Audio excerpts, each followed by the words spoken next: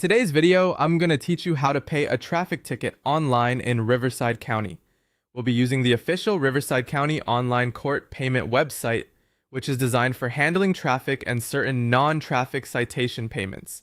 This is a convenient option if you want to take care of your citation without visiting the court in person. To begin, open your web browser and go to the Riverside County ePaid Online Court Payments website. Once the page loads, take a moment to make sure you're on the correct payment portal before entering any case information. Using the official site helps ensure that your payment is processed securely and connected to the right court system.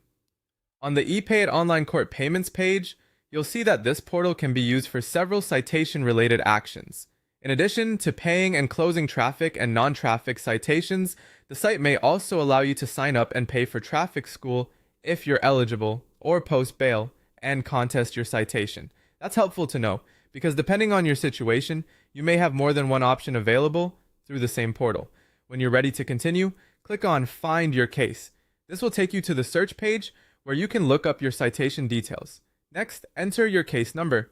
For traffic matters, the case number is typically the citation number along with the first and last initial of the person who was issued the citation. Be careful as you type this in, because even a small mistake can prevent the system from finding your record. It's a good idea to look directly at your ticket while entering the information so that the number and initials match exactly. After entering the case number, click Search. The system will then look for your case in the Riverside County records. If your case appears, review the information carefully before moving forward.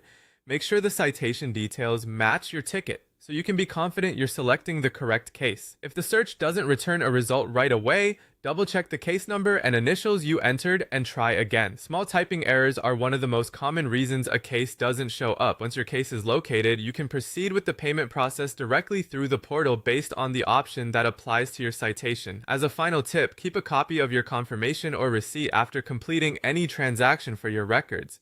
And that's how to get started paying a traffic ticket online in Riverside County.